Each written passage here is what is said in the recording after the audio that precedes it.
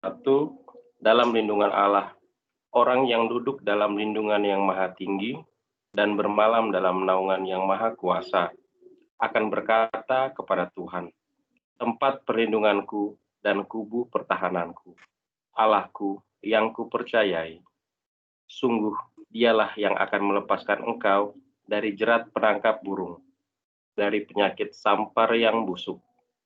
Dengan kepaknya, ia akan menudungi engkau. Di bawah sayapnya, engkau akan berlindung. Kesetiaannya ialah perisai dan pagar tembok. Engkau tak usah takut terhadap kedahsyatan malam, terhadap panah yang terbang di waktu siang, terhadap penyakit sampar yang berjalan di dalam gelap, terhadap penyakit menular yang mengamuk di waktu petang. Walau 1.000 orang rebah di sisimu, dan 10.000 di sebelah kananmu, tetapi itu tidak akan menimpamu. Engkau hanya menontonnya dengan matamu sendiri dan melihat pembalasan terhadap orang-orang fasik. Sebab Tuhan ialah tempat perlindungan yang maha tinggi, telah kau buat tempat perteduhanmu. Malapetaka tidak akan menimpa kamu, dan tulah tidak akan mendekat kepada kemahmu. Sebab malaikat-malaikatnya akan diperintahkannya kepadamu untuk menjaga engkau di segala jalanmu. Mereka akan menatang engkau di atas tangannya, supaya kakimu jangan terantuk kepada batu. Singa dan ular tedung akan kau langkahi. Engkau akan menginjak anak singa dan ular naga. Sungguh, hatinya melekat kepadaku, maka aku akan meluputkannya. Aku akan membentenginya, sebab ia mengenal namaku. Bila ia berseru kepadaku, aku akan menjawab. Aku akan menyertai dia dalam kesesakan. Aku akan meluputkannya dan memuliakannya. Dengan panjang umur akan kukenyangkan dia, dan akan kuperlihatkan kepadanya keselamatan daripadaku. Ya, marilah kita berdoa demi nama Bapa, Putra, dan Roh Kudus. Amin. Ya Bapa, puji syukur kami haturkan kehadirat-Mu, karena hari ini Engkau dapat mengumpulkan kami semua dalam PA Living His Word ini. Kami mohon padamu ya Bapa, lindungi dan berkatilah kami dari awal hingga akhir. Utuslah Roh Kudus-Mu, Roh pengetahuan-Mu turun atas kami, sehingga apa yang disampaikan hari ini oleh Gisela dapat kami terima, dapat menjadi pegangan hidup kami, dan dapat membuat hidup kami menjadi lebih berarti, hidup kami menjadi lebih baik, dan semuanya kami berikan kepadamu ya Bapa. Ya Bapa, kami mohon padamu, lindungilah Cisela hari ini, berkatilah Cisela, agar apa yang disampaikan oleh Cisela sungguh dapat kami terima, dapat masuk ke dalam pikiran dan hati kami. Ya Bapa, lindungilah teman-teman kami, anggota kami yang hari ini belum bisa bergabung, sehingga di kesempatan berikutnya dapat bergabung bersama kami. Ya Bapa, berkatilah kami dari awal hingga akhir. Semua doa ini kami sampaikan kepadamu ya Bapa dengan perantaraan Kristus, Tuhan dan pengantara kami. Amin. Demi nama Bapa, Putra dan Roh Kudus. Amin. Oke, thank you, Honi. Selamat siang teman-teman semuanya. Shalom. Shalom, Ci. Senang banget hari Minggu. Hujan-hujan kayaknya enak buat nyantai, tapi kita semua masih mau untuk memberikan waktu. Aku nggak bilang menyisihkan waktu, tapi memang kita harus make time, bukan menyisihkan, tapi make time, menyediakan waktu untuk sama-sama mencari Tuhan. Ada banyak alasan, banyak kegiatan lain yang sebetulnya kita bisa lakukan dan mungkin lebih menyenangkan. Tapi kalau hari ini kita bisa memilih untuk tetap menjaga komitmen kita, itu satu yang luar biasa banget. Hari ini kita bahas tentang penangkal kebimbangan. Nah, sering dalam hidup ya, kita tuh suka ragu-ragu kalau mau milih. Milih ini atau milih itu. Kalau aku ini benar gak ya? Kira-kira mana ya yang Tuhan mau ya? Tuhan mau aku ke kiri apa ke kanan? Tuhan mau hari ini aku PA atau aku pergi? Tuhan mau hari ini aku ketemu siapa atau duduk atau ngopi aja gitu. Kita selalu diperhadapkan dengan pilihan-pilihan. Dan semua pilihan itu suka bikin kita bingung. bingung. Ini maunya Tuhan atau bukan gitu. Nah, kita menjadi bingung kalau kita salah, mencari kehendaknya di tempat yang salah. Nah, itu biasanya kita itu menjadi bingung. Lalu kita bingung, apa ya? Ini apa itu? Contohnya aja ya, paling gampang ya. Sering kita kalau naik kendaraan, kita buka Waze atau Google Map. Google Map-nya misalnya bilang lurus, gitu. Tapi kita di lampu merah, kita lihat, aduh kayaknya jalan kanan lebih enak nih. Walaupun Waze-nya sudah bilang lurus, tapi kita bisa kan tahu-tahu, walaupun Waze bilang lurus, tahu-tahu dalam waktu sepersekian detik, kita ngambil keputusan belok kanan. Ngikuti kata hati kita. Dan nggak ngikutin Waze itu tadi, yang sudah pasti. Lalu akibatnya apa? Karena kita tahu-tahu belok kanan, ngikuti kata hati. Walaupun kayaknya di kanan itu kosong dan lancar, tahu-tahu nanti di ujung kejebak macet. Kayak gitu. Nah, hal-hal seperti ini juga sering terjadi dalam kehidupan kita. Walaupun kita sudah cari di tempat yang benar, cari Tuhan di tempat yang benar, tapi bisa aja tahu-tahu sepersekian detik kita ngambil langkah yang salah. Atau kalau memang kita cari Tuhan di tempat yang salah, ya memang kita salah langkah atau kita galau, bingung, memilih yang ini atau milih yang itu. Nah, ayat bilang orang-orang yang bingung seperti ini adalah orang-orang yang kayak orang mabuk. Yakobus 1 ayat 6. Yakobus 1 ayat 6 itu bilang, hendaklah ia memintanya dalam iman dan sama sekali jangan bimbang. Sebab orang yang bimbang sama dengan gelombang laut yang diombang-ambingkan kian kemari oleh angin. Orang yang bimbang tidak punya nggak serak gitu dengan kata hatinya, bingung dengan apa yang dia pilih, itu kayak orang terombang-ambing, kayak orang mabuk, terhuyung-huyung, tidak stabil, dan kakinya tidak akan bisa berdiri dengan kokoh. Itu. Kita nggak mau menjadi orang yang kayak begitu, yang selalu bingung, ini nggak ya, itu nggak ya, mau ini nggak ya, mau itu nggak ya, mana yang benar ya, ini gimana ya, kok yang itu gimana ya, kok ini yang gimana ya. Kita nggak mau jadi orang yang selalu bingungan kayak begitu, kita nggak mau gitu. Jadi kita harus belajar untuk mengkokohkan kaki kita di tempat pijakan yang benar, sehingga kita tahu pada saat kita harus memilih, kita firm, kita fix, kita kuat hati, karena kita tahu kita sudah milih yang benar. Nggak lagi bingung kayak gitu. Nah, biasanya orang bingung di dalam mengenal kehendak Tuhan karena itu tadi, kalau dia milih di tempat yang salah, akhirnya kalau ada kejadian, dia tidak bisa mendengar suara Tuhan.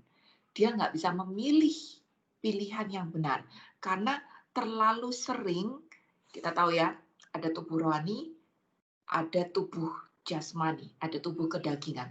Kalau kita terlalu sering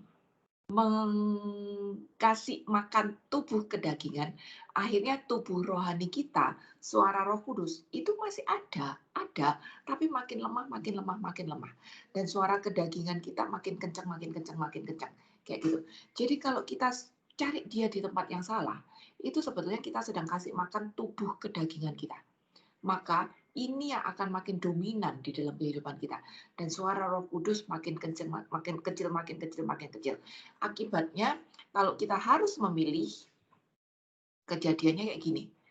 Jangan-jangan kita terlalu terbawa emosi, sehingga kita memilih yang salah. Kita nggak memilih kehendaknya, tapi ngikutin emosi kita. Dan itu bisa jadi hal-hal kecil yang kita pilih salah itu tadi. Misalnya, hal sekecil dalam berkomunitas, misalnya ya, komunitas bilang mau pakai seragam putih, tapi ada yang mau pakai seragam merah. Karena kita terlalu emosi, kita tidak bisa dalam tanda kutip cincai, ya udahlah putih aja, cincai gitu. Kita tetap, kan dari awal merah, harusnya tetap merah dong gitu. Kita tidak bisa mendengar suara kebenaran yang disuarakan oleh orang banyak, yang disuarakan oleh komunitas, karena kita terlalu emosi dan merasa merah lebih bagus gitu. Itu. Jadi kadang-kadang emosi membuat kita jadi milih yang salah. Atau kalau kita merasa benar, kita merasa tahu, nah itu kita bisa emosi dan milih yang salah. Lalu kita juga bisa milih yang salah lagi.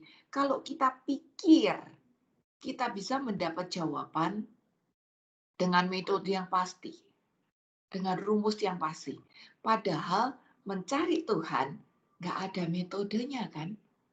Walaupun orang bilang, oke, kalau pakai rosario misalnya novena, Yohanes Padua 7 kali, Yudas Tadius 7 kali, apa gitu novena itu.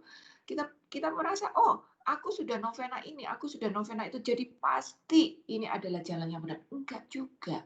Karena cari Tuhan itu enggak ada metode pastinya. Enggak ada pendekatan metodis. Mencari Tuhan itu adalah dari keterbukaan hati. Hati yang mau, benar-benar mau untuk rindu sama dia, itu baru dapat. Jadi jangan pikir, oh saya sudah rosario 3 kali. Saya sudah persembahan ini, saya sudah intensif, saya sudah novena. Jadi pasti ini sudah benar. Enggak juga. Enggak ada metode pastinya gitu. Cari Tuhan juga nggak bisa dengan tanda-tanda mistis. Kita nggak bisa berpegangan atau berharap pada hal-hal yang fantastis. Wah, aku berdoa nih, aku rasanya kok kayak kesetrum. Aku rasanya kok kayak bergelora gini. Ini pasti jawaban Tuhan. Enggak juga gitu.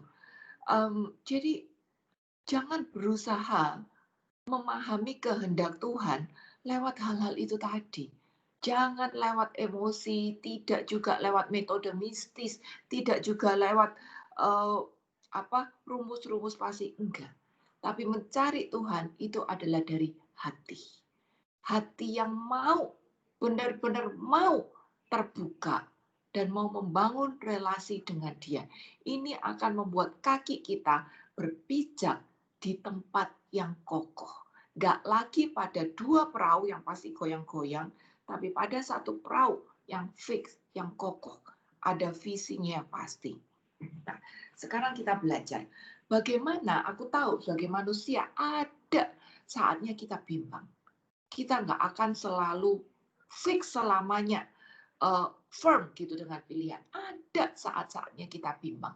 Nah, sekarang kita belajar bagaimana kita bisa menangkal kebimbangan itu tadi.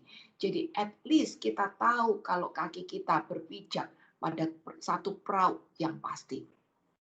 Yang pertama, kita harus punya kerendahan hati untuk mengakui bahwa aku butuh bimbingan. Itu yang pertama. Kerendahan hati dulu. Mazmur 25 ayat yang ke-9. Mazmur 25 ayat yang ke-9. Itu bilang, ia membimbing orang-orang yang rendah hati menurut hukum. Dan ia mengajarkan jalannya kepada orang-orang yang rendah hati. Ya, garis bawahi kata-kata rendah hati. Kelihatan di sini kalau Tuhan mengajar dan membimbing orang yang rendah hati. Orang yang rendah hati berarti adalah orang yang mengakui diri bahwa saya butuh Tuhan. Saya mau mendengarkan ways-nya dia. Saya mau mendengar pimpinannya. Saya mau berelasi dengan dia. Saya mau mendengar suaranya. Dan saya mau nurut sama bimbingannya. Itu orang yang rendah hati. Orang yang mengakui diri. Bahwa saya tidak bisa apa-apa tanpa dia. Itu. Dan Tuhan berbicara sama orang-orang seperti itu. Contohnya bacaan hari ini Bunda Maria kan, dia jalan ke tempatnya Elizabeth. Itu bukan perjalanan yang gampang. Bunda Maria lagi hamil muda, jalan 150 kilo ke tempatnya Elizabeth, pakai kaki. Hari itu nggak ada kendaraan, dia jalan pakai kaki dalam keadaan hamil muda, lewat pegunungan pula.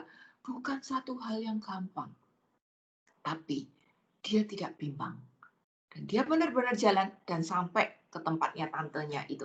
Itu luar biasa banget. Karena apa? Karena Bunda Maria punya keteladanan rendah hati yang luar biasa. Jadi pada waktu mungkin sebagai manusia dia galau, pergi nggak ya? Aduh lagi hamil nih, perjalanan 150 kilo nih, pergi nggak ya gitu. Dia nggak bimbang. Dan dia memantapkan diri, oke, Tuhan suruh aku pergi, dan dia melangkah. Gitu. Kita harus belajar seperti itu. Kita harus tahu ya, bukan hanya seperti Bunda Maria mengikuti teladan dia yang penuh dengan kerendahan hati, tapi kita juga harus tahu diri posisi kita itu siapa. Kita tuh domba. Kita tuh cuma domba. Dan domba itu tuh punya sifat lemah yang cenderung keluar dari jalan. Domba itu punya sifat lemah yang cenderung keluar dari jalan. Yesaya 53 ayat 6a. Yesaya 53 ayat 6a. Kita sekalian sesat seperti domba. Masing-masing kita mengambil jalannya sendiri. Jadi domba itu ternyata punya kelemahan. Dia cenderung keluar dari jalan. Makanya biar kita nggak keluar dari jalan, maka kita harus mengakui diri dengan rendah hati. Aku nggak tahu jalannya Tuhan. Tunjukkan kepadaku jalannya. Omong kepadaku kehendakmu itu apa. Kita harus punya kerendahan hati untuk tidak mengikuti cara sendiri. Untuk tidak mengikuti keinginan sendiri. Tapi mau mengakui diri bahwa aku butuh bimbingan Tuhan. Itu. Kerendahan hati. Karena sebagai domba, aku nih gampang keluar dari jalur. Gitu. Jadi aku butuh dibimbing biar aku nih nggak keluar dari jalur. Domba itu walaupun dia gampang keluar dari jalur, tapi sebetulnya domba yang sehat itu sifatnya itu nurut. Dia sifatnya nurut. Makanya domba kalau dipanggil kan selalu dibilang dia mengenal suara dombanya dan dia datang gitu. Tapi ada juga domba yang bandel. Domba yang bandel itu apa? Domba yang sakit. Domba yang sakit karena dia tidak nyaman dengan diri sendiri, karena dia sedang tidak bisa berdamai dengan diri sendiri, maka dia cenderung nggak nurut. Nah, kalau kita terus-terusan nggak nurut, kita terus-terusan nggak nurut, nggak tahu karena sakit, nggak tahu karena nggak mau dengerin ini apa gembalanya, lama-lama kita bisa jadi golongan kambing gitu yang selalu bandel, yang selalu bantah, yang selalu jadi rebel gitu. Kita nggak mau jadi kambing. Jadi domba aja udah berat, harus ngikutin gembala dan harus apa tuh melihat sama gembala biar kagak nyasar gitu. Jadi pastiin aku adalah domba yang sehat. Karena kalau aku sehat, aku pasti bisa nurut sama gembala. Aku mendengar gembala dan aku nurut sehingga aku tidak hilang arah. Sebagai domba, aku juga harus ngerti posisiku, tahu diri. Aku nih gampang kesasar. Biar nggak kesasar, ya aku kudu nurut. Dengerin domba itu tadi. Dengerin si gembala itu tadi. Teman-teman, ya sifatnya domba itu kayak begitu. Dia kalau sakit, dia jadi nggak nurut. Dan kalau sakit, itu cenderung menghindar dari kerumunan. Ini sebenarnya bisa dilihat dari semua binatang ya. Kalau yang di grup renungan kan kemarin aku sempat sounding ikan. Paling gampang lihat ikan. Domba atau apapun juga kayak begitu. Domba, ikan, itu lihat, itu kan hidupnya itu selalu bergerombol. Hidupnya selalu bergerombol. Kalau ada ikan yang sendirian, nggak ikut gerombolan, bisa dibilang itu ikan sakit. Makin dia mojok, makin dia sakit. Dan lama-lama dia akan mati. Gitu. Jadi kita pas cek diri sendiri nih. Kalau aku udah mulai menghindar dari komunitas, berarti pasti aku sedang sakit. Bukan sakit fisik ya, tapi sakit secara rohani. Udah males bergaul sama orang. Nah, kalau aku tidak bergaul dengan komunitas, aku mulai menghindar diri sendiri gitu. Lama-lama aku tidak dengar suara gembala itu tadi lagi manggil. Karena aku udah makin jauh, makin jauh, makin jauh. Jadi sekarang pastiin diri, rohku sehat. Karena kalau rohku sehat, aku pasti mau komit pada komunitas, ngikut pada komunitas. Sehingga pada waktu si gembala manggil, aku bisa dengar. Cek diri sendiri aja. Aku punya kerendahan hati enggak untuk mengakui bahwa aku butuh bimbingan dan aku stick di dalam komunitas sehingga aku bisa mendengar kalau si gembala itu tadi manggil. Karena domba itu cenderung gampang nyasar. Gitu. Ya, jadi aku kasih contoh domba sama ikan ya kalau nyempil sakit. Satu-satunya ikan yang mau keluar dari komunitas tapi kagak sakit itu Nemo. Dan itu bukan cerita nyata, itu fiction. Satu-satunya ikan yang keluar dari komunitas tapi kagak sakit. Lainnya ikan yang keluar dari komunitas itu pasti sakit. Lalu sifat domba yang lain. Domba itu selain gampang kesasar, keluar dari jalan, domba itu punya penglihatan itu tidak bagus. Dia nggak bisa lihat jauh. Dia nggak bisa lihat jauh gitu. Nah, jadi karena dia nggak bisa lihat jauh, dia nggak tahu di depan itu ada belokan, atau ada jurang, atau ada tebing. Dia nggak bisa jauh. Makanya dia butuh gembala untuk nunjukin, beloknya ke sini ya. Beloknya ke sini nih, kamu jangan salah belok. Kamu jangan membelok, kamu lurus aja. Misalnya, hati-hati, stop di situ karena di depan ada jurang. Atau awas di depan ada tebing nanti kamu nabrak. Jadi domba itu nggak bisa lihat jauh. Jadi butuh gembala untuk ngomong di depan itu ada apa. Nah, teman-teman, sama juga dengan kita.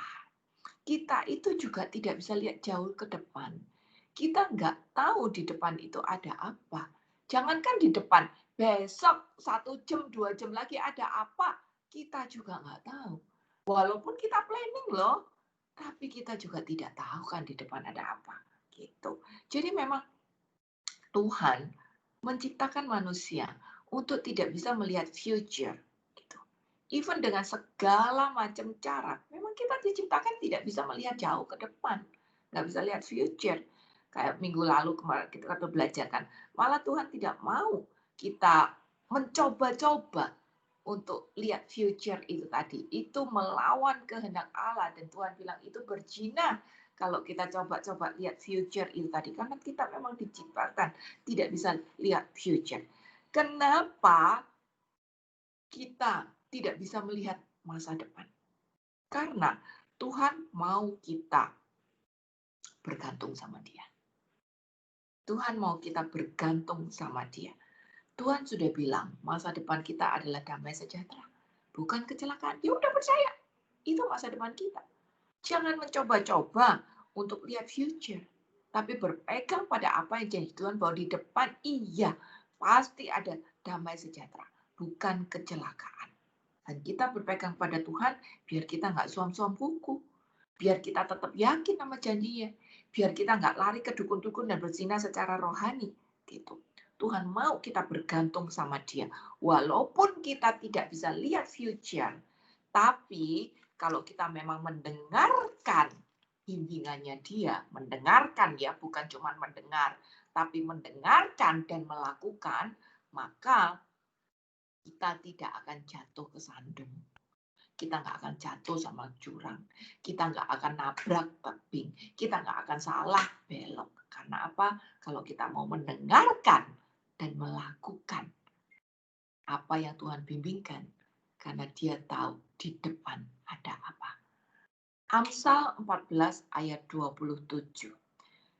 Takut akan Tuhan adalah sumber kehidupan, sehingga orang terhindar dari jerat maut. Orang terhindar dari jerat maut itu. Jadi selama kita menjadi domba yang stick pada komunitas, punya kerendahan hati untuk terus mau mendengarkan bimbingan Dia, sadar bahwa kita tuh hidupnya tergantung sama Dia, untuk tunjukin setiap langkah loh hidup kita ayat bilang gak akan tersandung. Gak akan tersandung. Jadi bagian kita sekarang adalah belajar. Belajar untuk mendengarkan dia. Belajar untuk membuka hati kita agar makin mau diomongin. Makin rendah hati dan mengakui, aku butuh Tuhan. Gitu. Sehingga kita tidak mengalami kejatuhan itu tadi. Yang kedua, kita bisa menangkal kebimbangan juga kalau kita terus bertumbuh di dalam hikmat. Hikmat itu penting banget. Kita udah sering bahas ayat ya, Amsal 9 ayat 10. Permulaan hikmat adalah takut akan Tuhan. Jadi hikmat itu tidak bisa dipelajari. Hikmat itu tidak bisa diwariskan, tidak bisa ditransferkan juga. Tapi hikmat itu hanya bisa didapat kalau kita menjalin relasi sama Tuhan. Semakin dekat relasi kita, maka kita juga akan makin berhikmat. Relasi sama Tuhan itu bukan bicara saya sudah PA, saya sudah PD, saya sudah misa setiap hari, saya sudah berkomunitas, saya sudah banyak pelayanan. No. Tapi relasi pribadi sama Tuhan itu adalah roh kita makin dekat sama rohnya dia. Kalau rohku makin dekat sama dia, rohku makin dekat sama dia, aku ini pasti makin berubah.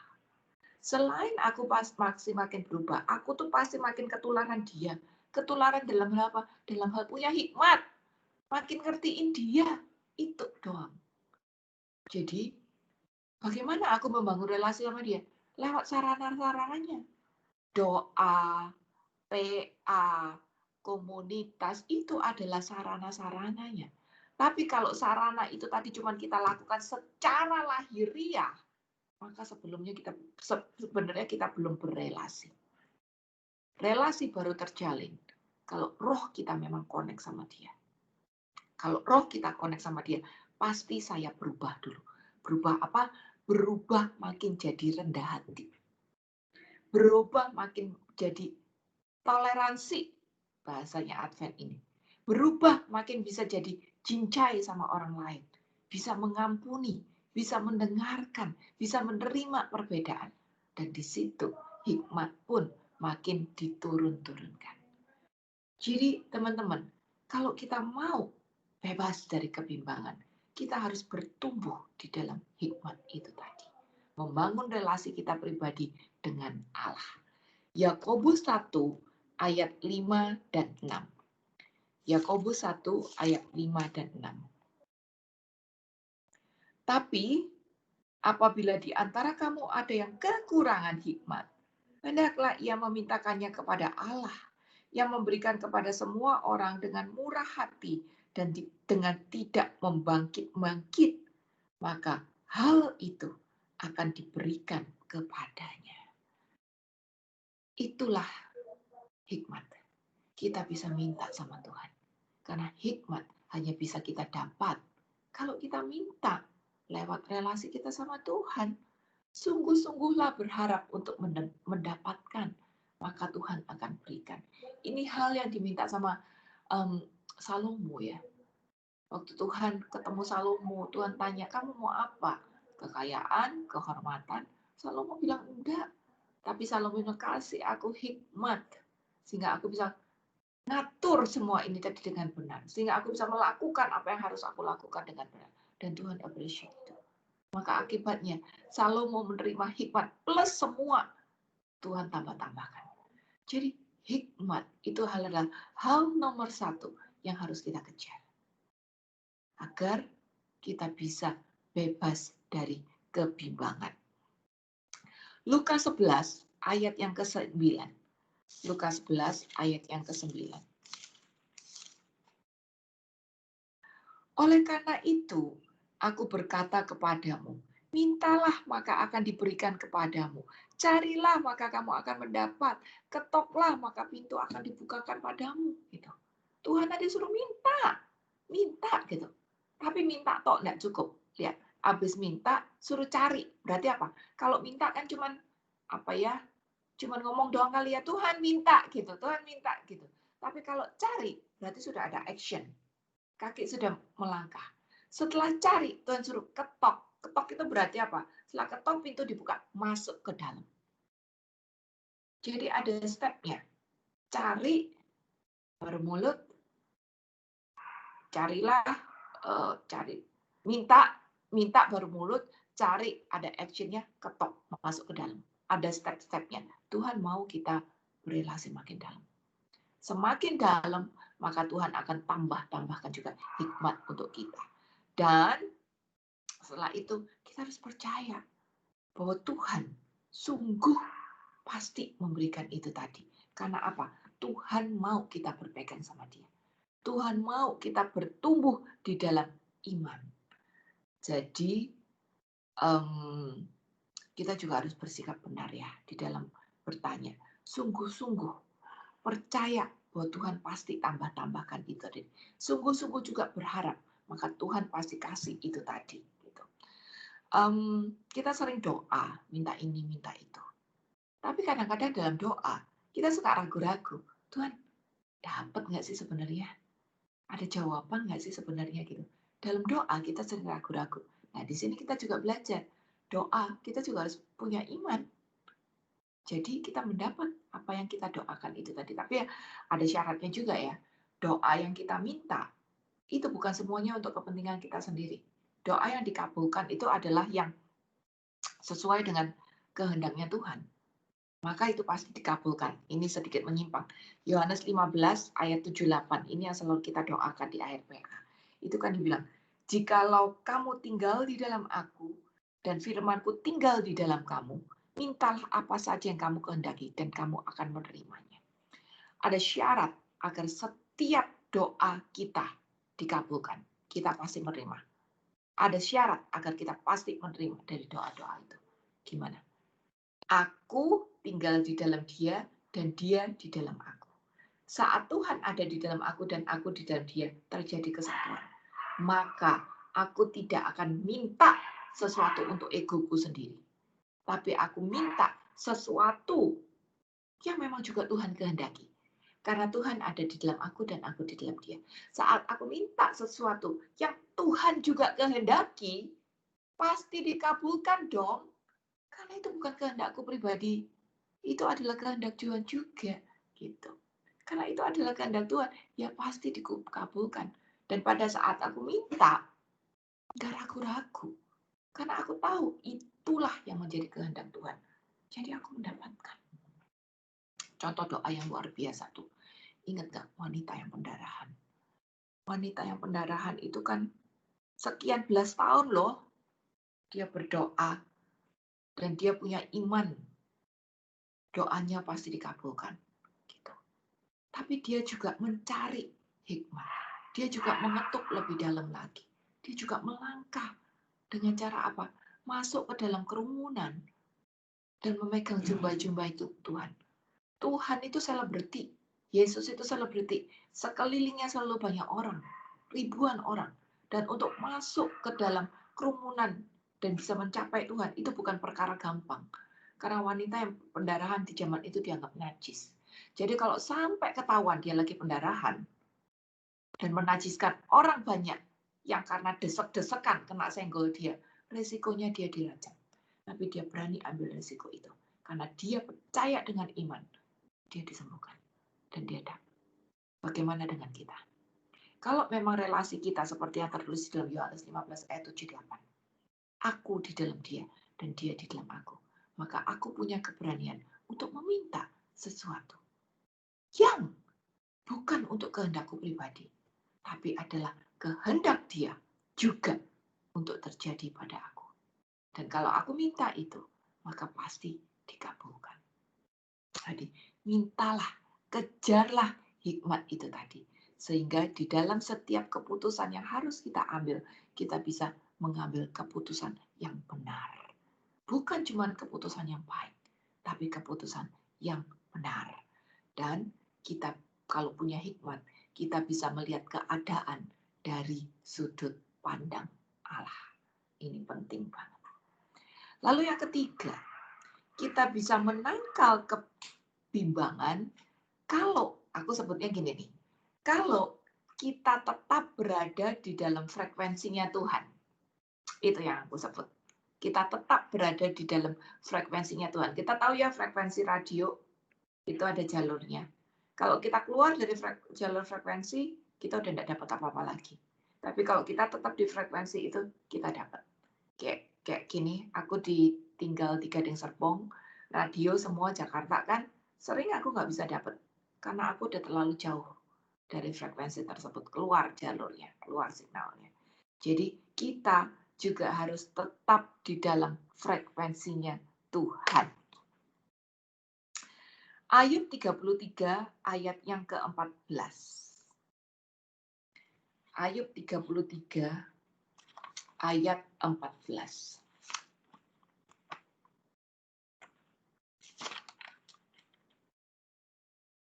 Karena Allah berfirman dengan 1-2 cara, tapi orang sering tidak memperhatikannya.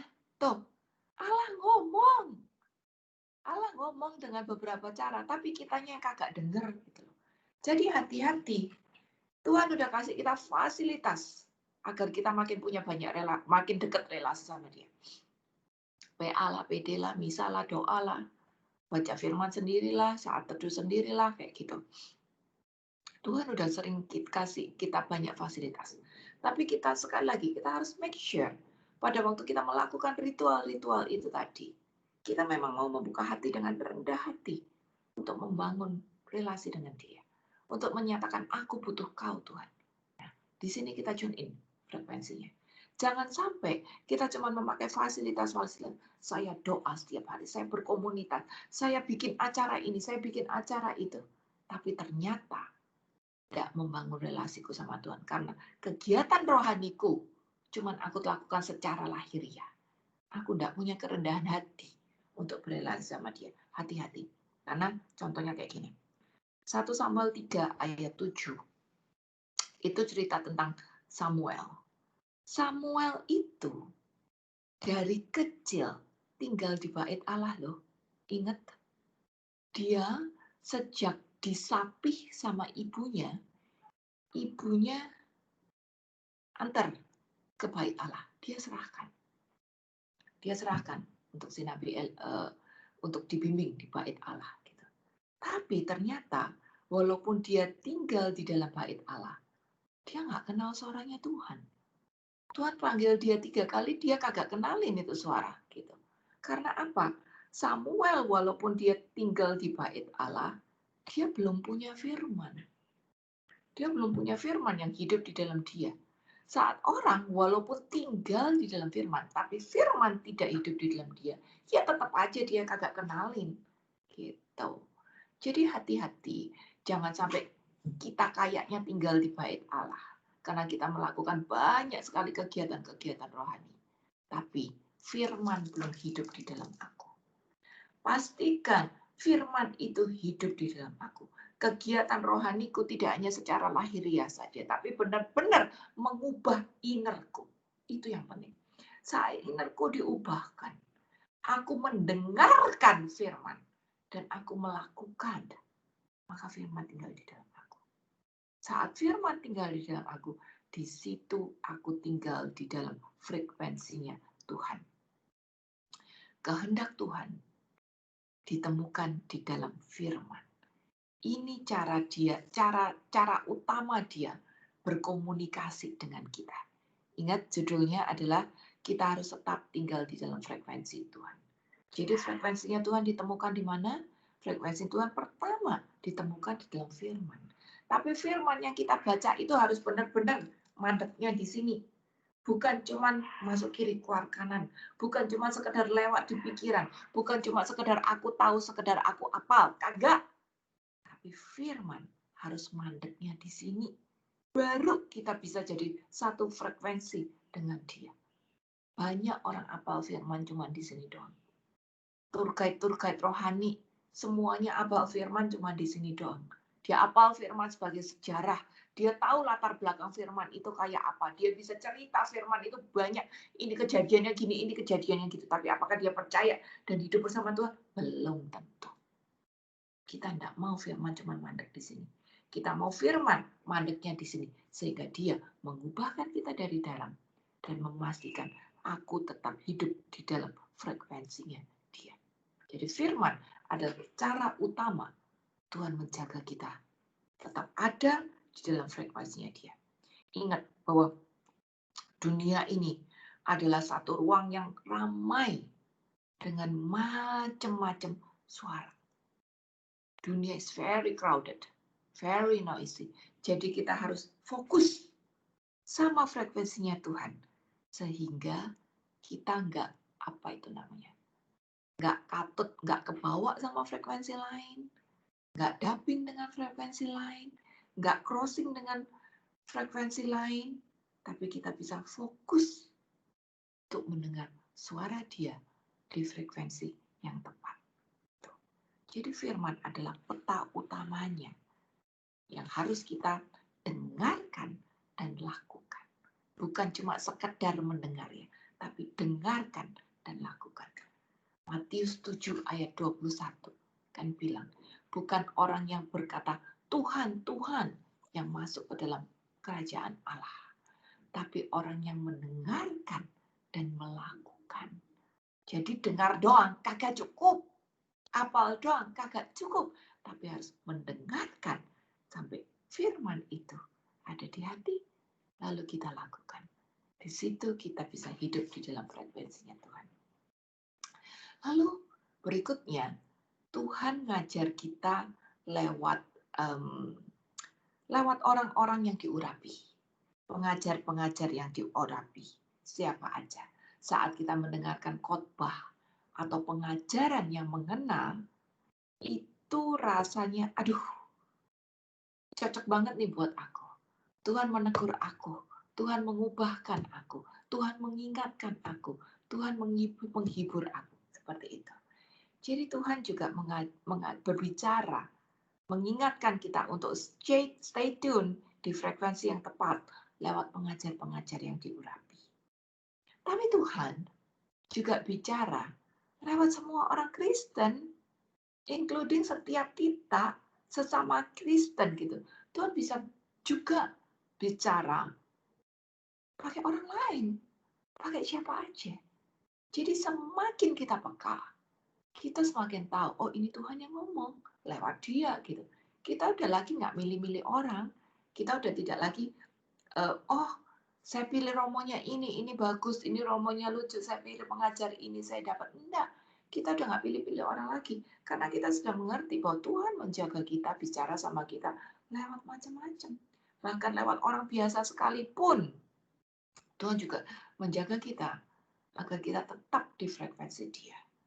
Sehingga pada saat kita memilih, kita bisa memilih yang tepat. Gitu. Bayangin ya, kalau Tuhan itu cuma bicara lewat orang-orang tertentu, atau bicara lewat misa, lewat ibadah.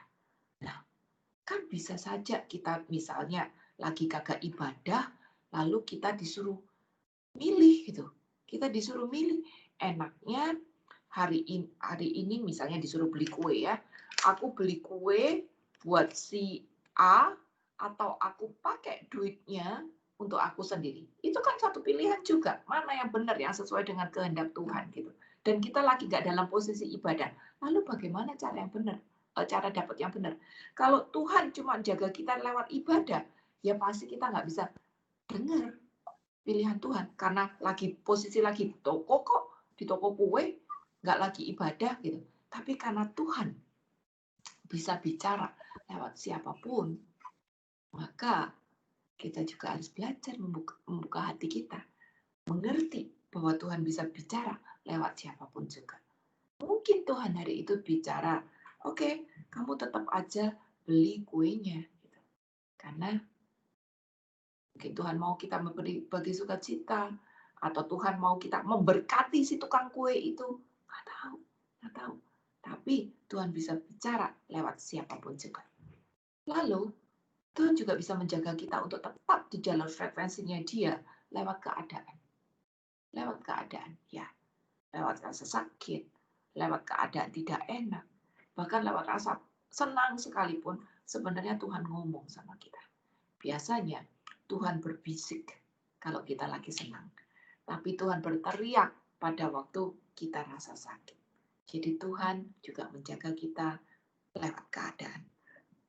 Dan Tuhan juga berbicara sepanjang waktu. Karena Tuhan bicara sepanjang waktu, jadi stay tune terus-menerus. Stay tune terus-menerus. Agar kita bisa mendengarkan Dia yang sedang mengarahkan kita ke jalan yang benar. Tapi kunci utamanya adalah firman-Nya. Tuhan itu benar-benar seperti Waze kok. Seperti Waze. Waze itu kan bilang sama kita one step each kan. Dia tidak akan bilang, kamu keluar ke depan 200 meter, habis itu belok kanan, jalan 300 meter, habis itu kamu kiri, habis itu kamu langsung putar balik. Enggak, dia tidak akan bilang satu gambreng gitu. Dia ngomongnya satu-satu. Kamu lurus dulu ke depan 200 meter. Nanti udah selesai 200 meter, dia baru bilang belok kanan. Lurus lagi. Terus dia bilang lurus 300 meter.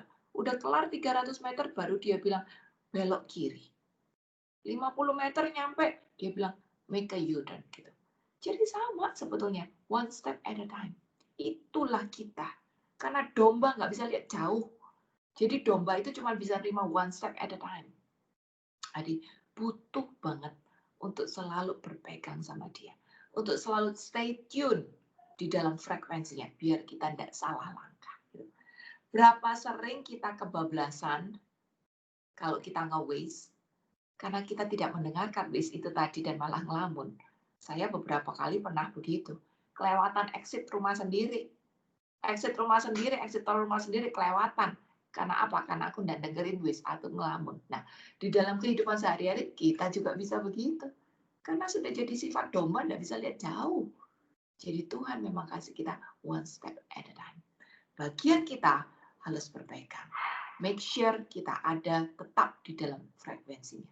Dan bagaimana kita bisa menjaga hidup di dalam frekuensi Allah? Utamanya adalah kita berpegang pada firman. Pastikan firman itu bukan cuma sekedar lewat, bukan cuma sekedar dihafal, bukan cuma sekedar kiri kanan, tapi firman masuk ke dalam hati, mengubahkan kita karena kita mau mendengarkan dan melakukan. Itu yang paling penting. Dan kalau kita makin bertumbuh di dalam itu, kita bisa makin peka. Oh, Tuhan ngomong lewat pengajar itu. Tuhan ngomong lewat suster itu. Tuhan ngomong lewat tetanggaku. Gitu. Atau Tuhan ngomong lewat keadaan. Bahkan Tuhan bisa ngomong lewat buku yang sedang aku baca atau film yang aku tonton. Itu. Kita melatih kepekaan untuk stay tinggal di dalam frekuensinya Tuhan. Lalu berikutnya, di dalam menangkal kebimbangan, sering kita nggak tahu loh, maunya Tuhan itu kayak apa. Tapi bagian kita adalah percaya aja, walaupun aku nggak ngerti. Percaya aja, walaupun aku nggak ngerti hari ini. Ingat, Tuhan tidak utang penjelasan sama kita. Jadi kitanya ngerti kagak ngerti, ya udah dijalanin aja. Percaya janjinya dia, di depan adalah masa depan penuh harapan. Ada sukacita, damai, sejahtera di depan. Percaya aja, walaupun hari ini aku nggak ngerti. Amsal 3 ayat 5 dan 6. Amsal 3 ayat 5 dan 6. Percayalah kepada Tuhan dengan segenap hatimu dan janganlah bersandar pada pengertianmu sendiri. Akulah Dia dalam segala lakumu, maka Dia akan meluruskan jalanmu. Gitu. Ingat, kadang-kadang di dalam hidup kita lagi nge-waste, kita rasa kok jalannya belok kanan lebih lancar ya.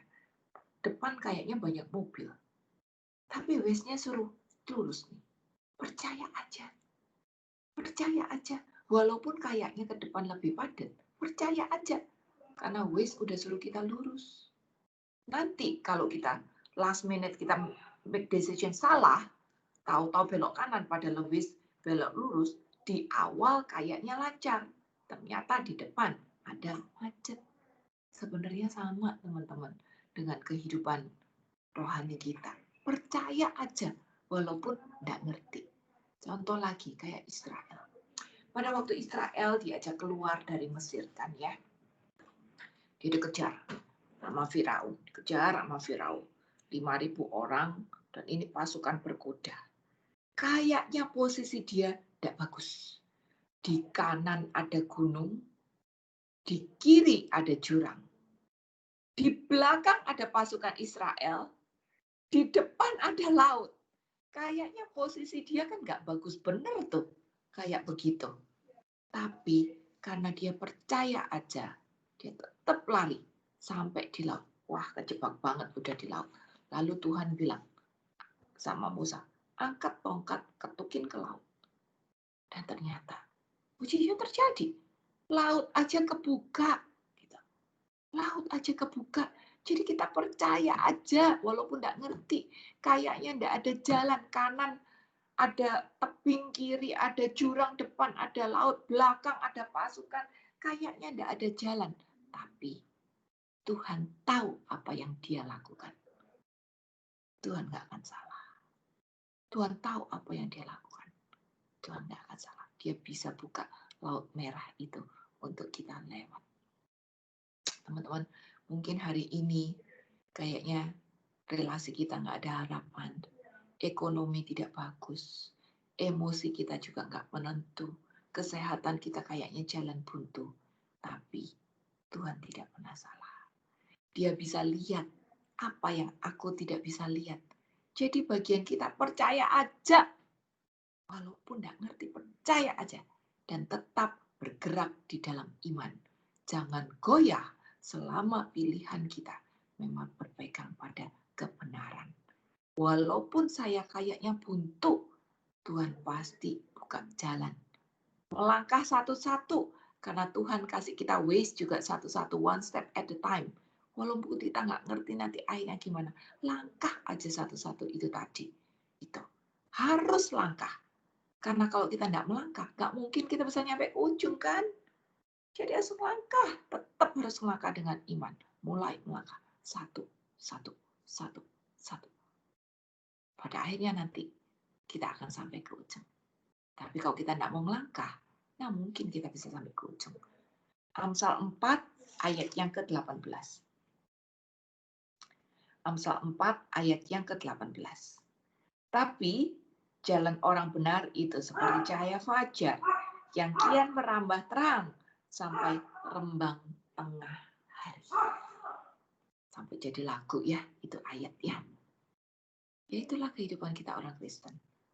Walaupun kita tidak percaya, walaupun kita tidak mengerti, tapi Tuhan tetap mau kita percaya. Tuhan tahu kelemahan kita, domba yang nggak bisa lihat jauh. Tuhan tahu kelemahan kita, domba yang suka ngelantur dari ways. Maka bagian Tuhan adalah memimpin kita one step at a time. Itu bagian Tuhan. Bagian kita adalah jangan bimbang untuk mempertanyakan. Kalau Tuhan udah kasih kita one step, kita harus mulai one step itu tadi. Ada waktunya nanti kita akan melihat laut merah itu terbuka. Ada waktunya nanti kita akan melihat bahwa kehidupan kita bisa menjadi harum-haruman, bisa menjadi teladan, bisa menjadi apa itu namanya, contoh iman bagi orang-orang di sekitar kita. Bisa menjadi saksi, nah itu bahasa cocoknya. Bisa menjadi kesaksian yang hidup bagi orang-orang di sekitar kita.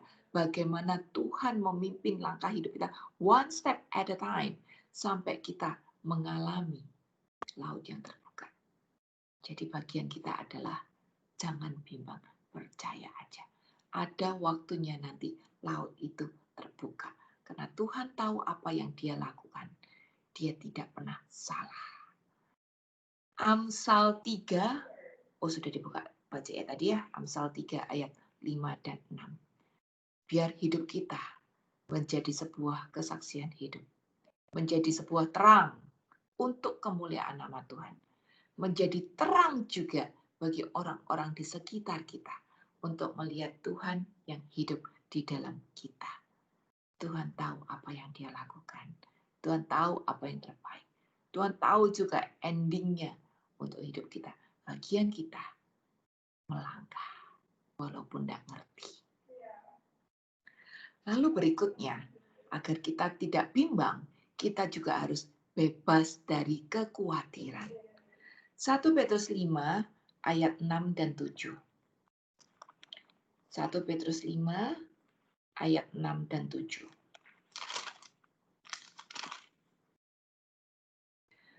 Karena itu, rendahkanlah dirimu di bawah tangan Tuhan yang kuat, supaya kamu ditinggikannya pada waktunya. Serahkanlah segala kekuatanmu kepadanya. Serahkanlah segala kekhawatiranmu padanya, sebab Ia yang memelihara kamu. Ayat bilang, pertama kita harus merendahkan hati lebih dahulu. Seperti poin kita yang pertama. Kerendahan hati itu poin pertama agar kita bisa membangun relasi sama Tuhan. Kerendahan hati itu poin pertama agar kita bisa membangun hikmat kita di dalam Tuhan. Dan ternyata kerendahan hati juga dibutuhkan agar kita bisa bebas dari kekhawatiran. Kalau kita punya iman, percaya bahwa Tuhan pegang kendali atas hidup kita, bahwa Tuhan punya rencana untuk masa depan kita, penuh harapan, sukacita, ada jalan terbuka di depan. Tuhan tahu hidup kita. Tuhan tahu endingnya. Tuhan tahu jawabannya. Lalu, kenapa kita masih khawatir? Kita nggak bisa lihat hari esok, tapi Tuhan bisa lihat hari esok. Jadi ngapain kita khawatir? Kapasitas kita cuma 1 hari aja. One day at a time. Kita boleh mengusahakan, menabur untuk yang baik di depan, boleh. Tapi siapa yang tahu kepastian hidup? Tidak ada. Jadi ya udah, buat apa khawatir? Secara kita juga kagak tahu. Kejadian apa kagak kejadian? Belum tentu juga kok.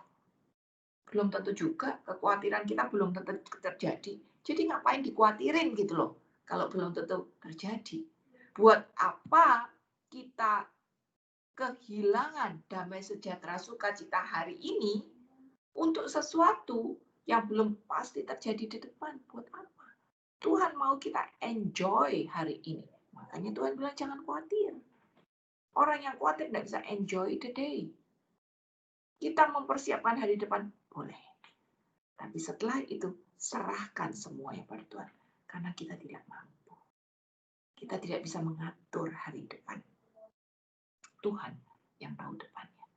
Tuhan yang tahu jalannya. Tuhan yang tahu arahannya. Jadi bagian kita, just enjoy the day. Dan mendengarkan arahan Tuhan. Sehingga besok, saya nggak melangkah yang salah. Karena saya tetap mendengarkan arahan Tuhan. Seperti itu. Lalu berikutnya, saya juga bisa bebas dari khawatir kalau saya bisa menjaga sikap hati. Matius 6 ayat 19 sampai 21.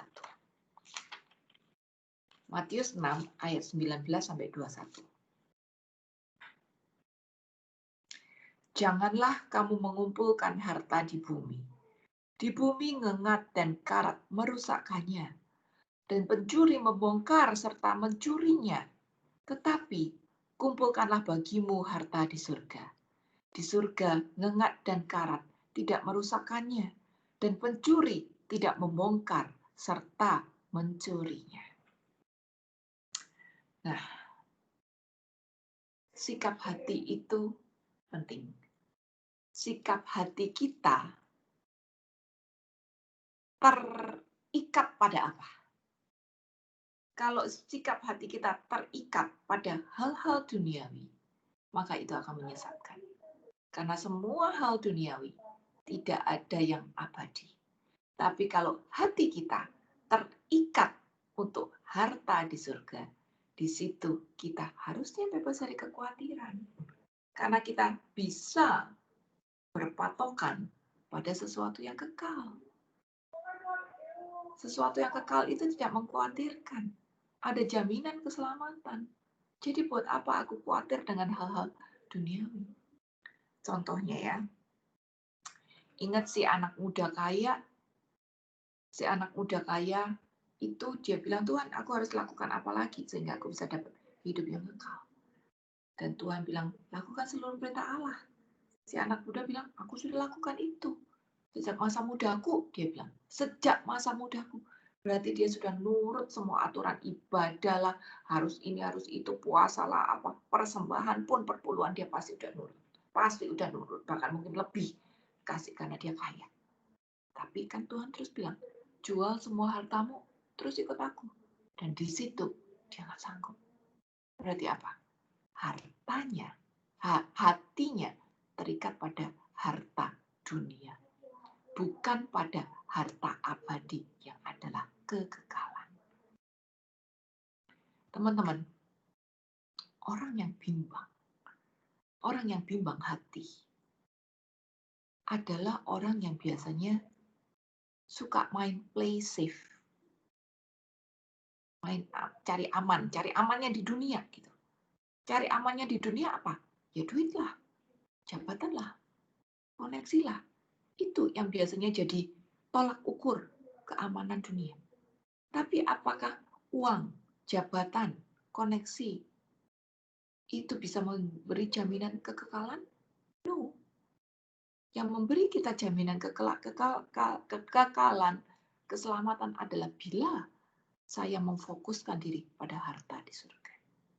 Dan pada saat saya memfokuskan diri pada harta di surga, di situ saya tidak lagi mengkhawatirkan hal-hal duniawi. Maka pada saat saya disuruh milih, saya tidak lagi bimbang.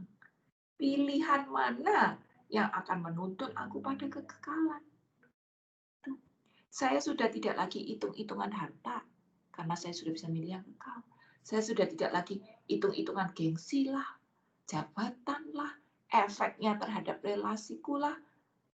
Dan kita tidak punya lagi motivasi-motivasi terselubung. Karena setiap hal yang aku lakukan, aku berpatokan pada ini harus menuntun aku pada kehidupan yang kekal. Jadi kita nggak lagi bimbang. Kita tidak lagi bingung terhadap pilihan-pilihan kita. Karena motivasi udah jelas. Yaitu memupuk harta di surga. Dan ini yang Tuhan pedulikan. Tuhan mau hati kita, motivasi hati kita adalah pada harta di surga. Lalu yang terakhir, kalau kita mau bebas dari kebimbangan, kita harus tahu diri bahwa saya adalah buatannya. Saya ini cuma ciptaan. Dan dia punya rencana untuk hidup saya. Efesus 2 ayat yang ke-10.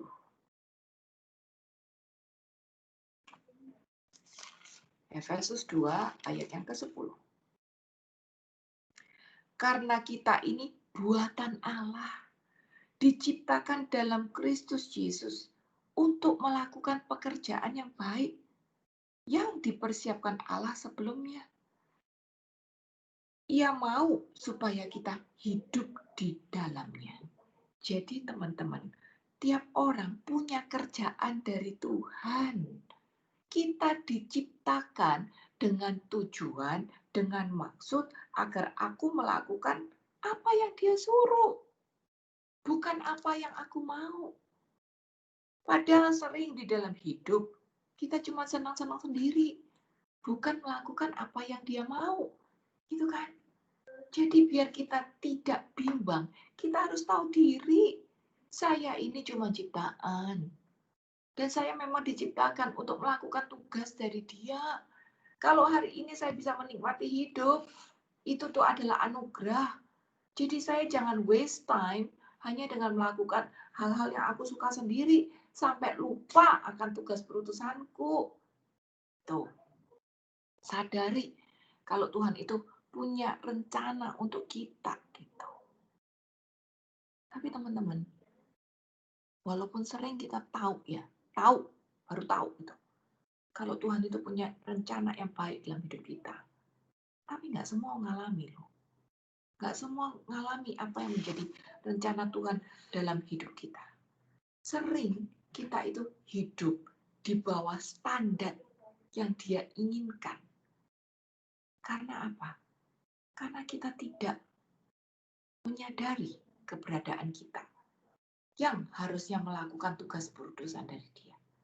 Terlebih lagi, kita tidak menyadari hak istimewa kita sebagai anak.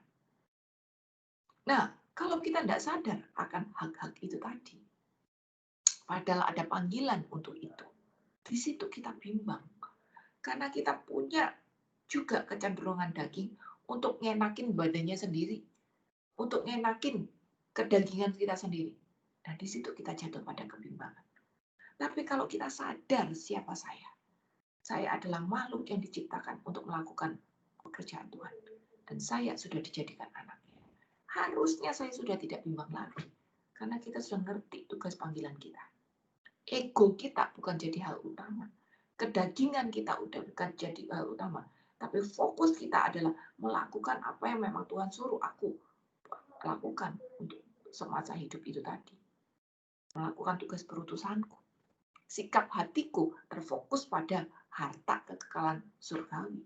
Harusnya aku udah nggak bimbang kalau gitu. Tapi kalau aku masih bimbang dan hidup di bawah standar Allah, sebenarnya kita masih nggak tahu kalau saya punya hak-hak istimewa itu.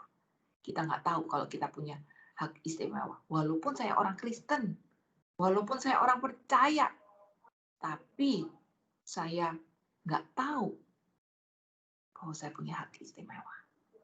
Maka pastikan saya berubah, membangun relasi sama Tuhan, sadari bahwa saya ini adalah anak, sadari bahwa saya ini cuma domba ciptaan yang diciptakan dengan tugas dari Allah. Di situ kita bisa mendapatkan hak istimewa kita. Di situ kita bisa tidak lagi bimbang dan berjalan menuju masa depan yang Tuhan udah sediakan pada diri kita. Dan lebih penting lagi, kalau kita tahu status kita apa. Saya adalah dombanya Tuhan. Bukan domba sembarangan. Saya adalah dombanya Tuhan. Kalau saya diciptakan sebagai anaknya Allah. Saya ini milik Allah. Kalau kita sadar akan hal ini, itu cara saya memandang diri saya sendiri. Cara saya memandang diri saya sendiri berubah. Saya tidak akan lagi sembarangan. Karena saya sudah tahu saya ini anak Allah. Nggak mungkin saya neko-neko. Saya ini tidak anak Allah. Nggak mungkin saya marah-marah sama orang. Saya ini anaknya Allah. Nggak mungkin saya memilih sesuatu yang cuman ego sendiri. Saya ini anaknya Allah. Nggak mungkin saya mengecewakan orang. Nggak mungkin saya ngomong sembarangan. Jadi pada saat kita sadar status kita itu apa, cara saya memandang diri sendiri itu tadi juga berubah. Saya tidak lagi memandang diri sebagai citra yang buruk, tapi saya memandang diri dengan citra anak Allah. Kalau citra saya buruk, saya cenderung milih yang salah. Saya cenderung bimbang. Saya cenderung ragu-ragu dalam sehari-hari. Cenderung mikir kayak gini, udahlah, kepalang tanggung, toh saya bukan siapa-siapa juga, udah dosa ya udah sekalian dosa lah. Besok juga bisa ngaku lagi. Nah, sering kita mikir gitu kan, besok juga bisa ngaku dosa lagi. Udah dosa ya udah kepalang tanggung deh. Gitu. Itu sebenarnya adalah citra diri yang salah. Gitu. Jadi kita harus ngerti statusku itu siapa. Saya domba bukan sembarang domba, tapi Allah menciptakan aku sebagai anaknya untuk melakukan pekerjaan-pekerjaan besar yang sudah Dia tetapkan untuk aku. Dan Dia sudah menyiapkan untuk aku masa depan yang penuh harapan. Jadi teman-teman, jaga mindset kita. Jangan sampai kita hidup di bawah standarnya Allah. Karena kalau kita hidup di bawah standar Allah, ini bahaya. Kita bisa kehilangan apa yang Tuhan sudah rencanakan untuk kita. Nah, mau dong. Kita mau mendapat apa yang Tuhan sudah sediakan untuk kita. Jadi kita harus ngerti kebenaran, yaitu firman. Rencananya untuk hidup kita agar kita bisa hidup sesuai dengan kehendaknya. Kalau kita pegang ini semua, maka walaupun diperhadapkan dengan pilihan-pilihan, kita tidak akan lagi bimbang. Kita tidak akan lagi bimbang. Karena poin yang pertama, kita punya kerendahan hati untuk mengetahui aku ini cuma domba. Domba itu tidak bisa lihat jauh. Domba itu cenderung nyasar. Maka aku butuh Tuhan untuk nuntun langkahku one step at a time. Dan nomor 2, aku butuh Tuhan agar aku bertumbuh di dalam hikmat. Agar aku lebih mengenal Dia. Agar aku tidak lagi bertanya-tanya. Tapi aku bisa melihat keadaan dari sudut pandang Allah. Membangun relasi sama Tuhan agar bertumbuh dalam hikmat. Yang ketiga, aku bisa tetap tinggal di dalam frekuensinya. Dunia ini tempat yang super noisy. Tapi Tuhan mau kita tetap tune in pada frekuensinya. Dan agar aku bisa tetap tune in, pegangan utamanya adalah firman. Pastikan firman itu bukan cuma didengar, tapi didengarkan sampai berakar di dalam hati. Dan kita lakukan. Dari situ kita bisa tahu bahwa Tuhan juga bicara lewat orang-orang di sekitar kita. Lewat pembicara yang diurapi. Lewat romo, lewat suster, lewat orang tua, lewat sesama. Bahkan lewat buku, lewat TV. Dan Tuhan juga bicara lewat keadaan di sekitar kita. Tuhan bicara pada kita sepanjang waktu. Saat firman ada di sini, kita bisa tetap tune in dan menangkap pesan-pesan Tuhan yang adalah beberapa cara itu tadi di setiap sudut kehidupan kita. Kita akan bisa lihat itu indah banget. Lalu, ya kadang-kadang sebagai domba, kita juga nggak tahu Tuhan kenapa harus lurus. Kayak ini depan ada gunung gitu. Tapi walaupun nggak percaya, nggak ngerti, percaya aja. Karena Tuhan nggak pernah salah. Tuhan tahu jawabannya, Tuhan tahu jalannya, Tuhan tahu apa yang Dia lakukan. Walaupun aku nggak ngerti. Jadi ya udah percaya aja. Mulai melangkah, jangan diam aja. Nanti kita akan lihat mujizat Tuhan. Asal kita mau tetap percaya walaupun nggak ngerti dan melangkah. Ini yang penting. Kalau nggak melangkah, ya sama aja bohong deh. Lalu berikutnya, kalau kita tidak mau bimbang, harus lepas dari kekhawatiran. Karena Tuhan tahu apa di depan. Domba nggak bisa lihat apa yang di depan. Tapi buat apa dikhawatirin juga. Secara kita nggak bisa ngapa-ngapain juga buat besok. Nabur, mempersiapkan hari esok, boleh. Boleh aja, memang harus gitu. Tapi nggak perlu dikhawatirin. Kok kita nggak bisa apa-apa juga gitu. Percaya aja sama Tuhan. Karena Dia tahu apa yang ada di depan. Kalau kita percaya, kita bebas dari kekhawatiran, di sini kita tidak akan bimbang. Berikutnya, jaga sikap hati kita. Agar yang kita kejar bukan harta dunia, bukan security dunia, tapi yang kita kejar adalah harta kekekalan di surga. Saat kita bisa terfokus, hati kita terfokus pada motivasi hati yang benar, maka kita diperhadapkan pada pilihan, kita akan tahu. Milih yang kekal. Nggak lagi milih yang enak sekarang, tapi milih yang kekal. Dan yang terakhir, kita harus sadar bahwa kita adalah buatannya. Kita domba bukan sembarang domba. Kita domba yang adalah anak Allah. Dan Tuhan memang menciptakan kita untuk misi khususnya. Spesial banget. Spesial banget. Sadari spesialnya kita. Sadari statusku ini anak Allah loh. Jadi kita tidak akan bersikap sembarangan. Bayangin kita ini Cinderella yang masuk ke istana. Cinderella yang sudah masuk ke dalam istana. Saat dia jalan-jalan, lihat rakyatnya, dia tidak akan lagi jalan-jalan dia tidak akan lagi jalan-jalan lalu makan dengan manners yang berantakan. Dia tidak akan manners ngomong ke orang dengan sembarangan. Enggak, karena dia sudah tahu dia adalah Cinderella yang hidup di istana. Nah, itu adalah kita. Kalau kita tahu bahwa kita ini Cinderella loh, tadinya upi abu loh, tapi saya udah masuk nih ke istana. Nah, pada saat kita keliling-kelilingan, sadari keberadaan kita, lihat citra diri kita, saya ini anak Allah. Jadi nggak sembarangan lagi. Nah, itu teman-teman 7 poin resep hari ini untuk menangkal kebimbangan. Semoga jadi berkat, semoga bisa jadi patokan buat kita melangkah ke depan sehingga hari demi hari kehidupan kita juga makin diperbaiki, kita makin firm dengan pilihan-pilihan hidup kita, dan kita makin bisa memilih sesuai dengan apa yang Allah mau di dalam kehidupan kita. Tuhan Yesus memberkati. Oke, masih ada waktu. Ada yang mau bertanya atau sharing?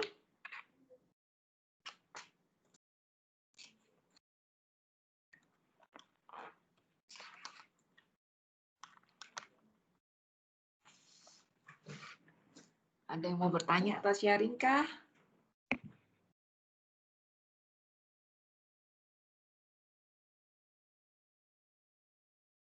Kalau tidak ada,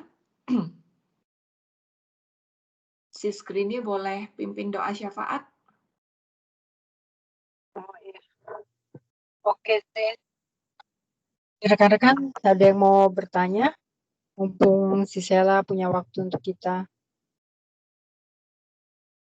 Oke. Kalau enggak, kita siapkan hati ya. Atau mungkin habis doa mau tanya juga boleh kan ya, si Sela ya? Boleh aja. Yuk, kita doa dulu ya. Nama Bapa, Putra, dan Roh Kudus. Amin. Bapa yang Maha Rahim, kami menyesal atas dosa-dosa kami, sebab patut kami Engkau hukum, terutama sebab aku telah menghina Engkau yang Maha Murah dan Maha Baik bagiku. Aku benci akan segala dosaku dan berjanji dengan pertolongan rahmat-Mu hendak memperbaiki hidupku dan tidak akan berbuat dosa lagi. Ya Allah, kasihanilah kami orang berdosa ini. Bapa dalam surga, kami mengucap puji syukur atas besarnya rahmat-Mu, atas kasih karunia-Mu dan rencana-rencana-Mu terhadap kami masing-masing pribadi, dan juga Engkau senantiasa bicara kami, terlebih pada sore hari ini, Engkau mengingatkan lagi cinta-Mu melalui Cik Sheila. Bapa, kami bersyukur atas yang Kau perbuat atas rekan-rekan kami di PA Living His Word ini. Kau berikan rahmat kesehatan, Kau berikan kebaikan, Kau kabulkan doa-doa mereka, sehingga kami dengan penuh rasa syukur ikut mensyukuri kebaikan dan cinta-Mu kepada rekan-rekan kami. Bapa dalam surga, kami juga mau menghaturkan doa-doa untuk rekan-rekan kami yang masih membutuhkan doa-doa kami untuk kelancaran pernikahan, Sis Valen dan calonnya, untuk Kakak Bro David yang masih mengharapkan keturunan, untuk Bro David yang masih mengharapkan pasangan hidup yang sesuai dengan firman dan kehendak-Mu, untuk Bernadetta Yorita dan Yosafat yang menantikan hikmat-Mu untuk rencana pernikahan mereka. Kami mohon singkirkanlah segala penghalang agar mereka bisa membangun kehidupan Kristiani yang baik, yang benar-benar berdasarkan firman-Mu. Kami juga berdoa untuk perusahaan yang baru dibentuk oleh Sis Lucia bersama rekan-rekannya. Kiranya Engkau mengetahui apa yang menjadi kebutuhan mereka ini, dan Engkau mengetahui masa depan juga perusahaan ini. Kau utus juga klien-klien yang baik yang bisa membangun perusahaan ini untuk selaras dengan kehendak-Mu. Tak lupa kami juga berdoa untuk masing-masing semua kami yang hadir di sini, Bro Bonifasius Malentita, Bro David Tambunan, Sis Inlan, Sis Vita, Bu Catherine, Sis Elvi, dan rekan-rekan yang lainnya, Sis Eka Luisa, Pak Happy, Pak Hermanto, Cik Sela, Bu Jenny, Bu Lucia, Bu Maria Borek.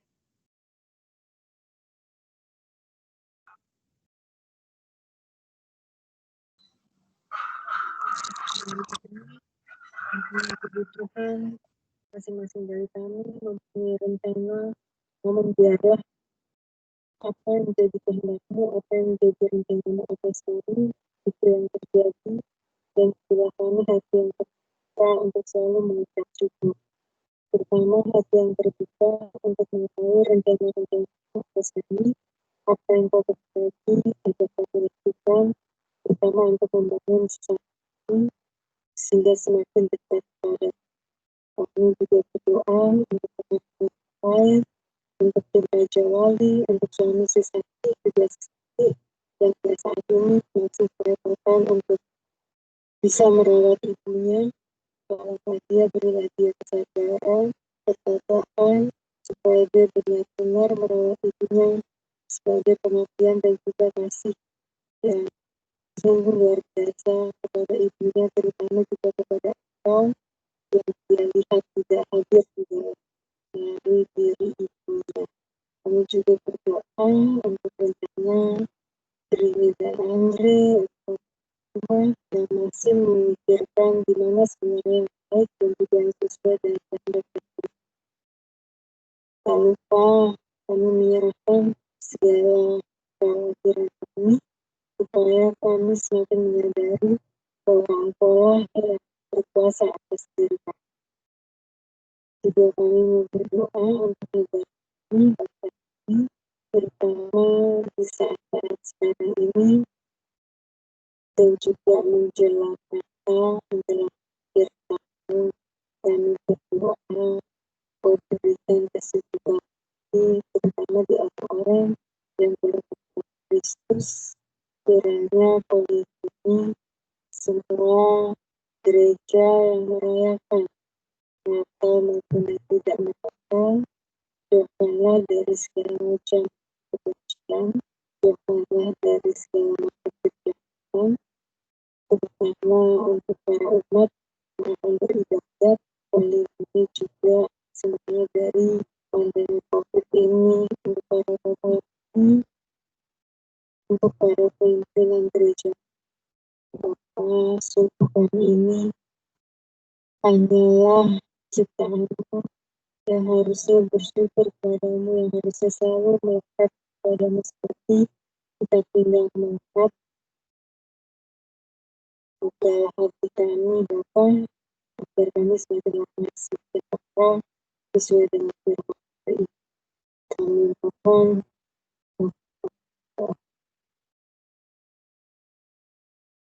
Silahkan dilanjutkan untuk menutup.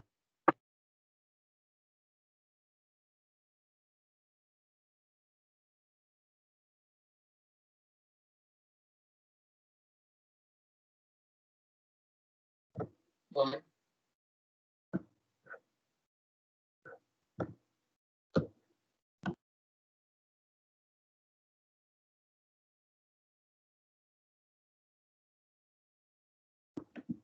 Bang. Siap, Bang. Ya. Ya, Bang. Oke, kita dengarkan Mazmur dulu. Tuhan gembalaku yang baik. Mazmur Daud, Tuhan adalah gembalaku, takkan kekurangan aku. Ia membaringkan aku di padang yang berumput hijau. Ia membimbing aku ke air yang tenang.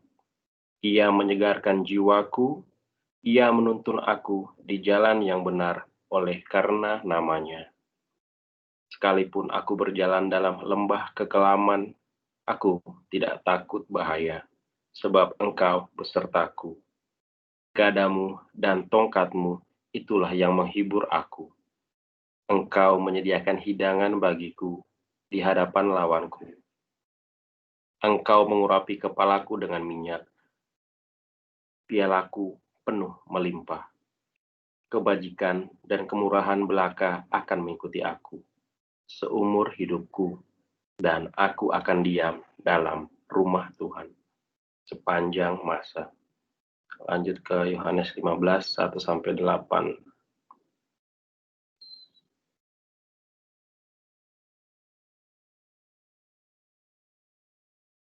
Pokok anggur yang benar. Akulah pokok anggur yang benar, dan Bapakulah pengusahanya. Setiap ranting padaku yang tidak berbuah, dipotongnya, dan setiap ranting yang berbuah, dibersihkannya, supaya ia lebih banyak berbuah. Kamu memang sudah bersih karena firman yang telah kukatakan kepadamu. Tinggallah di dalam aku, dan aku di dalam kamu. Sama seperti ranting tidak dapat berbuah dari dirinya sendiri, kalau ia tidak tinggal pada pokok anggur, demikian juga kamu tidak berbuah, jikalau kamu tidak tinggal di dalam aku. Akulah pokok anggur, dan kamulah ranting-rantingnya. Barang siapa tinggal di dalam aku dan aku di dalam dia, ia berbuah banyak. Sebab di luar aku, kamu tidak dapat berbuat apa-apa. Barang siapa tidak tinggal di dalam aku, ia dibuang keluar seperti ranting dan menjadi kering. Kemudian dikumpulkan orang dan dicampakkan ke dalam api, lalu dibakar. Jikalau kamu tinggal di dalam aku dan firmanku tinggal di dalam kamu, mintalah apa saja yang kamu kehendaki, dan kamu akan menerimanya. Dalam hal inilah Bapakku dipermuliakan, yaitu jika kamu berbuah banyak, dan dengan demikian kamu adalah murid-muridku. Marilah kita berdoa demi nama Bapa, Putra, dan Roh Kudus. Amin. Puji syukur kami menyaturkan kehadirat-Mu ya Bapa. Nah, Engkau telah membimbing dan memberkati kami dari awal hingga akhir ini ya Bapa. Ya Bapa, kami mohon padamu selalu tambahkanlah iman kami, tambahkanlah kepercayaan kami kepadamu ya Bapa. Jadikanlah kami selalu menjadi domba-domba yang taat kepadamu, yang tidak hanya berpikir dengan kepala kami ini, tapi menyerahkan semua kepadamu lewat hati kami dan kepercayaan dan iman kami kepadamu ya Bapa. Ya Bapa, semoga teman-teman kami yang ada di PA Living Word ini, Kau selalu berkati ya Bapa. Kau selalu jauhi kami dari kejahatan yang mengancam kami, baik yang kelihatan maupun yang tak kelihatan. Kau selalu bimbing dan berkati kami dalam usaha, pekerjaan, dan segala kegiatan kami sehari-hari ya Bapa. Ya Bapak, kami juga berdoa untuk teman-teman kami yang saat ini belum bisa bergabung, kiranya dapat berkumpul kembali bersama kami di PA yang selanjutnya ya Bapak. Ya Bapak, kami juga mohon kepadamu dalam menyambut Natal ini agar sukacita semakin tumbuh dalam hati kami ya Bapak, agar kami selalu bahagia ya Bapak, agar kami selalu berpikir bahwa kami ini adalah yang spesial, kami adalah domba-domba yang spesial daripadamu ya Bapak. Ya Bapak, kami mohon padamu, jangan pernah biarkan kami ini merasa sendiri, merasa jauh ditinggalkan oleh-Mu ya Bapak. Ya Bapak, kami percaya Engkau tidak akan pernah meninggalkan kami dan selalu bersama dengan kami ya Bapak. Ya Bapak, karena kami juga berdoa untuk Cisela, agar Cisela dapat selalu penuh dengan berkat-Mu dan Roh Kudus-Mu ya Bapak, agar selalu dapat memberikan pikiran-pikiran dan kekuatan-Mu dapat sampai kepada kami melalui Cisela Bapak. Ya Bapak, semua doa ini belum sempurna. Semua doa ini kami sempurnakan dengan doa yang Kamu ajarkan kepada kami ya Bapak. Bapa kami yang ada di surga, dimuliakanlah nama-Mu, datanglah kerajaan-Mu, jadilah kehendak-Mu di atas bumi seperti dalam surga. Berilah kami rezeki pada hari ini, dan ampunilah kesalahan kami, seperti kami pun mengampuni yang bersalah kepada kami. Dan janganlah masukkan kami ke dalam pencobaan, tetapi bebaskanlah kami dari yang jahat. Amin. Demi nama Bapa, Putra, dan Roh Kudus. Amin. Thank you, Boni. Ya.